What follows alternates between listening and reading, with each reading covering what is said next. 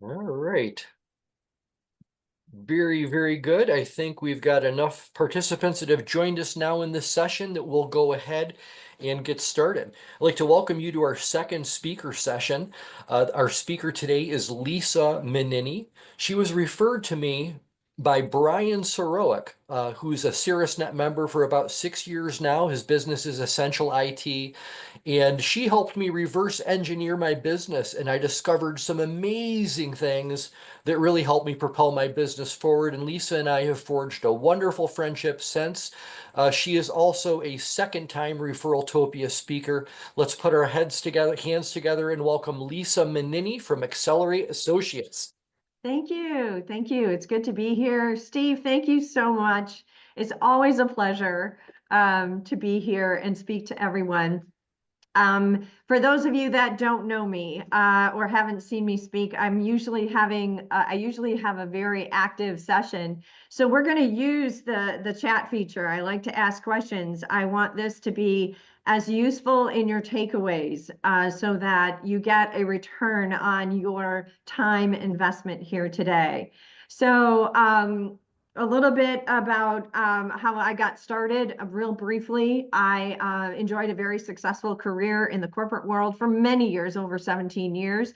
And one day the decision was made to dismantle the division. I loved it. I had really great experience with those mergers, acquisitions, and divestitures, but it was time to move forward. And a lot of people said, you know, Lisa, you intuitively coach people through processes. You really should start your own business. And that was over 21, 22 years ago. And I grew Accelerate Associates. And interesting thing, when I first started out, and I do want to speak to the people that have just started their business, I questioned whether starting a business and writing a book was the right decision. I was thinking about writing a book at the time. And as I was driving down the freeway heading to a networking appointment, I said, is starting a business and writing a book the right decision? When all of a sudden something popped up from the freeway headed straight at me, I closed my eyes, I put my hands over my face. I heard this big whooshing sound and dinging going around in my front seat. I opened my eyes to find a shattered windshield, a softball-sized hole in the windshield, and a 4-foot, 5-pound semi-truck's tire iron in the front seat of my car. Now, all the while I'm saying, I'm okay, I'm okay. I got off to the side of the road where I landed in a parking lot and I called the police. And while I was waiting for them to arrive, I got out of the car. And then it was then that I realized how lucky I was. There was a 6-inch gash in the steel hood of the car that actually changed the trajectory, missing me by 4 inches. Each police officer came on scene, and each one of them said separately, you know, ma'am, you're on this earth for a reason. Now, moments earlier, I had been asking, is starting a business and writing a book the right decision? And I think I got my answer 3 different times. Some of us are more hard-headed than others, and we've got to hear it multiple times, right? Can anybody relate? Yes. So I started and I had a mentor early on who asked me, you know, Lisa, can you teach what you're doing? Because he noticed that I had some early successes, and I put a system together, the Entrepreneurial Edge system, which we've been teaching for over 20 years, to show businesses how to scale. And why this is important is it became part of our brand. So have you ever wondered why you know, or what sets apart those thriving brands from the ones that struggle to make that lasting impact? Is it budget? Is it their product? Is it their service? Or is it something deeper, something foundational? And to elevate and expand your brand, I'm here to say it's not just about marketing. In a systems approach that we take, it's all of the pieces working together for your brand reputation. And it is about creating a system that leaves a legacy. So now I'd like to hear from you in the chat feature. When I say systems, what comes to mind? What do you think or what do you feel? when I say systems, the first thing that comes out, some people have said, okay, we've got order, leverage, having processes, systems are a great way to move forward. Yes, a list. See, we got operations. Great, this is great. Yes, something repeatable, absolutely. Yep, it's a way of operating. Yep. And you have a way of operating. You have a distinct way to do that. And, some people, when I say systems, they throw up in their mouth a little. They're like, oh, systems, it's confining. It's actually giving you more freedom. It's a pathway. It's a way forward. And this is why branding an asset matters in your company, whether you have a process model. It's important that branding, you think of branding not just as your logo, not just as a tagline or a color palette. It's so much more about that. And we're going to talk about 3 pillars. Feel free to write these down. I'll give you more information at the end, by the way. So when these 3 pillars are interconnected, it develops your signature asset that sets you apart from all others that do similar work. I noticed we had realtors and insurance agents and people that were coaches, and you want to distinguish yourself from all others that do similar work. And I'll walk you through each one of these pillars so that you can elevate and expand your own brand. Now, the 3 pillars are clarity, conciseness, and traction. Clarity, conciseness, and traction. Now, the step 1 is clarity. Now, let's take a look. I want you to imagine for a moment, imagine a skyscraper, and that skyscraper was built on a bed of sand. How stable do you think that is? Right? Not very. So now let's think about that. And without that solid foundation, that clarity in really understanding your brand, what you offer, the outcome of what you offer, that's important. But if you don't have that, it's like building that skyscraper on a bed of sand. The problem is you try to sell the skyscraper. Oh, look how pretty the skyscraper is. We've got X amount of elevators, when you should be enrolling others in how and why that skyscraper exists and what's in it for them. See, our brains are wired. And by the way, I'm not talking about human wiring, which I usually do today, because that's a big part of our system. But imagine that you build that skyscraper, but you don't tell the story of why that skyscraper exists. You're missing a big opportunity. Now, when you look at, because our brains are wired for stories, because our brains love that story, think about those wonderful clients that you've worked with and the stories that create that emotional connection. And ultimately, that connection will lead to brand loyalty, will lead to brand reputation, will lead to higher conversion rates. And customers will see that there's something in it for them. And sometimes you spend so much time, on your own products and your own services, but you forget about what's available for them. And that's what these 3 pillars are about, is really being focused on the consumer, on the customer, on the client.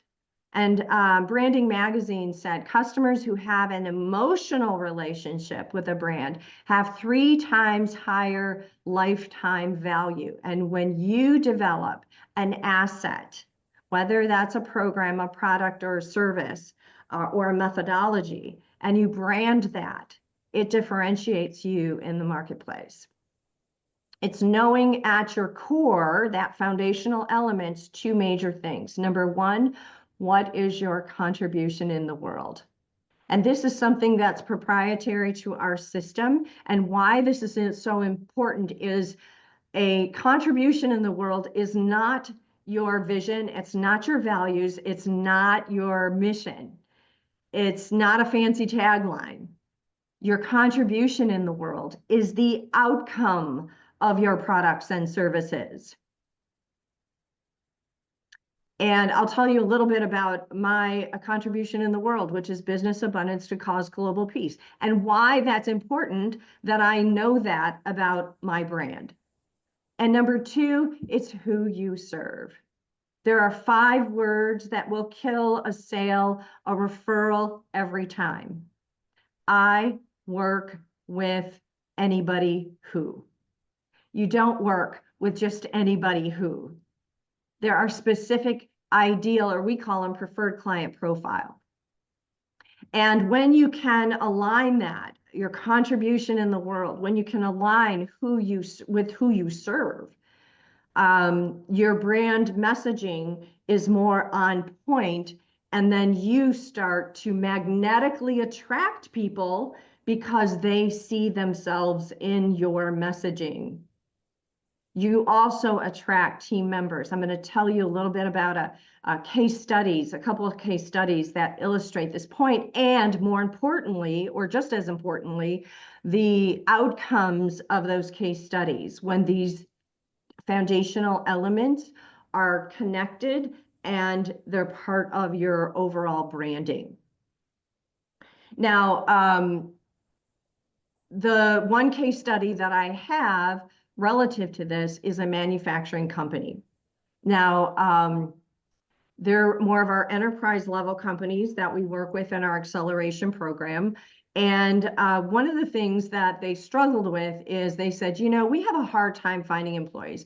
We also, our employees are not really taking ownership, and we really have what I refer to as a broke fix culture. Oh, what's broken? We need to fix it. There's a lot of blame, shame, guilt. And so when you look at all of that they wanted to change, it really was about their whole branding and messaging. And we started with their contribution in the world.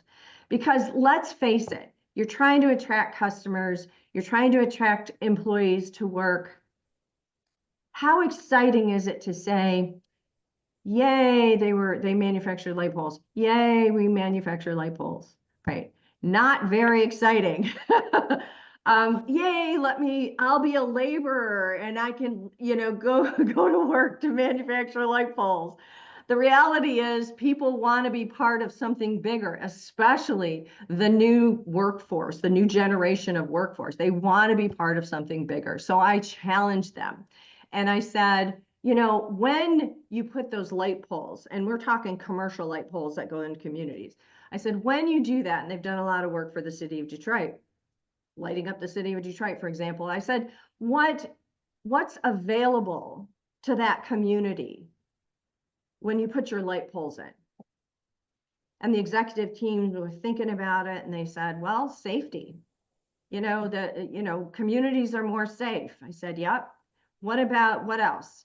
And they said, well, there's more opportunity. There's more opportunity when we put our light poles in for businesses, commerce. Yep. So you got safety, you got opportunity. What else? And they said, well, people take pride. And then they realized their contribution, their outcome of their products and services was they provide a lifetime of safety, opportunity, and pride. Now let's embed this in the culture of the organization.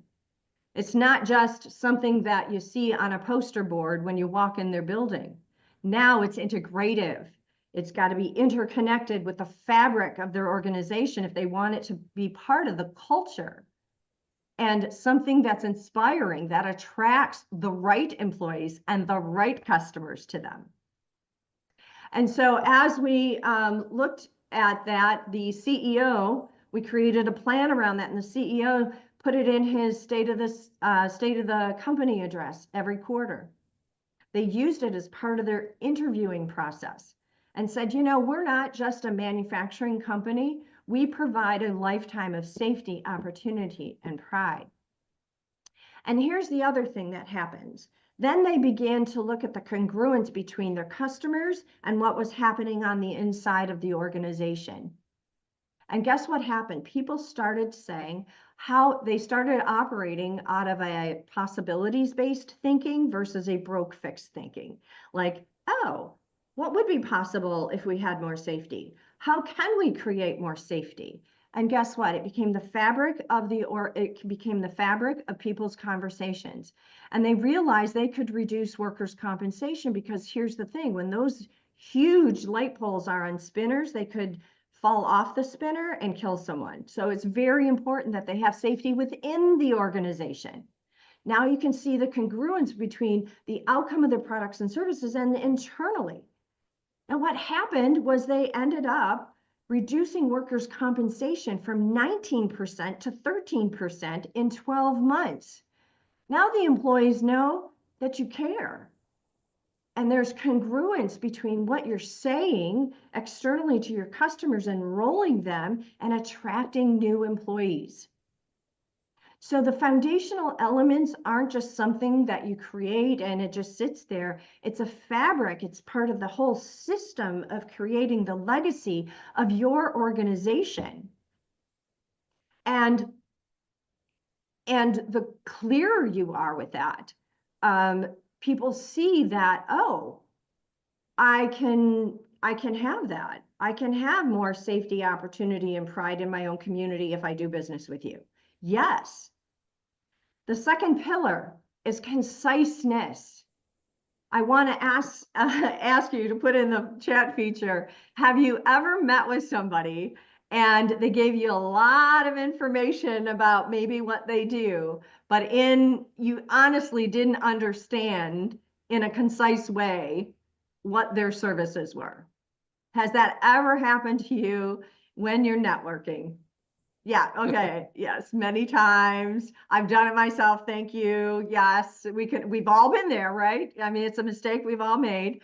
Yep, multiple times. Yeah, I call it verbal vomit. It's an awful term, but it's a very visual term, right?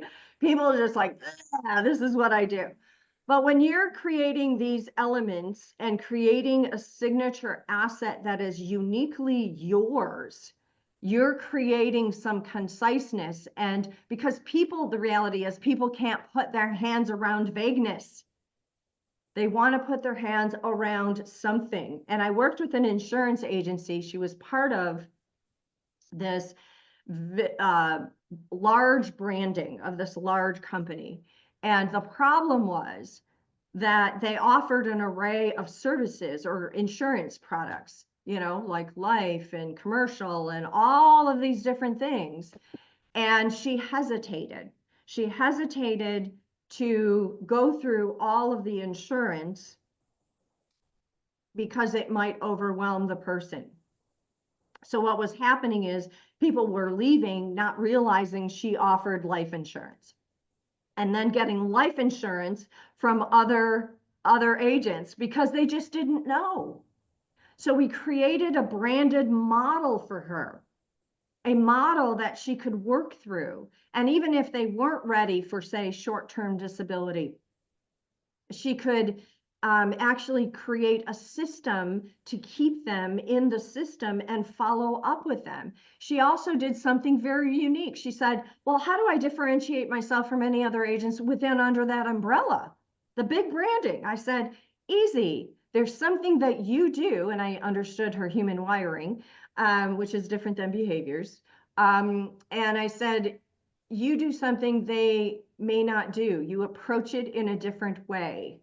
What do you do that is uniquely your own?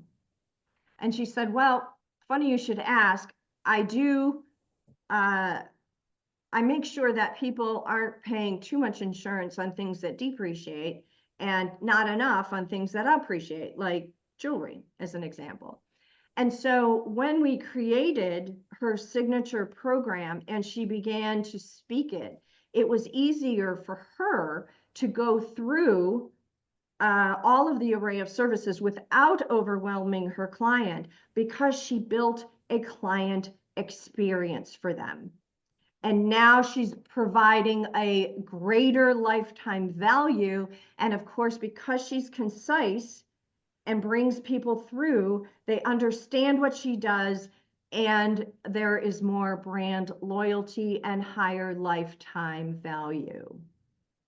So there's 5 advantages to developing your own signature asset. Number 1, like I just talked about, higher conversions. 2, she became a trusted resource, right? A clear, thought out solution to their problems, and delivered a higher degree of value.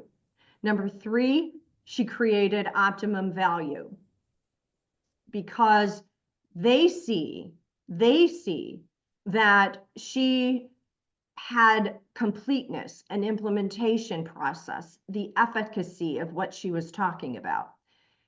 And she increased the lifetime value of that particular client, working with them on a regular basis, because now she had a system to meet with them on a regular basis because there were changes in their life, right? And that might change their insurance. And also about elevating her brand's awareness. So that's number 5. So now the insurance agency just doesn't forget about their client. They actually have a purposeful way to engage with them. Now, whether you're an insurance agency or a coach or a salesperson, you got a sales organization, or you even have, a carpet cleaning business, it doesn't matter. You have a distinct way that you do things. And number 3, the third pillar, is traction, engaging authentically with your audience. Nike doesn't just sell shoes. They're selling stories. And now she can, with traction, work with, in her marketing, use some of the case studies to illustrate why her proprietary asset works. And so now she's putting it all together in her marketing. And when she puts this together and people continuously hear about her brand, about her case studies, how she's helped her clients, it creates consistency. And what do they say about consistency? Consistency creates trust, and people do business with people they know, like, and trust, right? I see Steve nodding. Yep. And a couple of last things to also remember here. Don't just build a business. Build a legacy that others want to be part of. Our contribution in the world, and I'm clear about this, our contribution in the world is business abundance to cause global peace. We know that when business owners are successful, they give back. They give back, like we're here today to give back to Fund a Life. They give back to nonprofits and causes, and those causes go out and they help their communities. And through that ripple effect, we can achieve global peace. And if it is to be realized, it will be realized through business owners who take a leap of faith every single day. And I shared this when I decided to buy a building, which is now the Business Innovation Lab. It had been vacant for 7.5 years. And just a business case study for this and why this is important. I said, who are the 2 stakeholders that are going to be, who are vested in me being successful in buying this building? A building that I've never renovated ever. And I ended up being my own general contractor because I couldn't find one. So I enrolled the economic development director and the director of inspection because I knew I had to renovate. And I said, I invited them in, and it was ugly. It was dirt floors. And I said, I'm thinking about buying this building. And our contribution is business abundance to cause global peace. We want to create a business accelerator here where there's entrepreneurial training, where we offer business mentoring, where we have master classes. And I walked them through and I said, this suite's going to be our conference room, and this is going to be our headquarters, and this is going to be co-working, and then this is going to be private suites. So I painted the picture for them. And they, eventually they said, we couldn't see beyond the ugly, but we know you could. And they were enrolled in the process. And at the 11th hour, I had to get my certificate of occupancy. And I said to the director of inspection, I know there's so many, there's things that need to be done. He goes, Lisa, I've seen you be your word throughout this whole process. So I got my brand reputation here. And he said, I'm going to give you your C of O so you can open up. And I know you're trusted to get those things done. And I did. And I followed up with him. So this is about your entire brand, and your reputation is more than just your features and benefits. It's so much more foundational. And when you have this, you will distinguish yourself in the marketplace. Thank you so much, Steve. Okay, powerful presentation, Lisa, packed with content as usual. Maybe you can just give us the 2 seconds on the offers that I put into the chat before we move on to the next networking session. Yeah, so I have a free ebook called Elevate and Expand Your Brand. It has different exercises in it that you can work through. It's free. We just need your contact information. You can download it immediately, work through it. And then it has other resources in there for those of you that need additional assistance. And then also our introduction to scale and systematize your business. So for those of you that are inspired to create your contribution in the world, that is your outcome of your products and services. If you want to know more about human wiring and how that impacts your scaling of your business and how to align your work environment so you maximize your productivity. And if you want to learn the systems or the gaps that you have in your business, come to our introduction to Scale and Systematize. We offer them every single month. The next one is next Thursday, the 13th. And you can register using ReferralTopia 25, which will take tuition from $57 to like $28. And it'll be well worth your investment. And I actually promise people that they will get a return on their investment. Amen.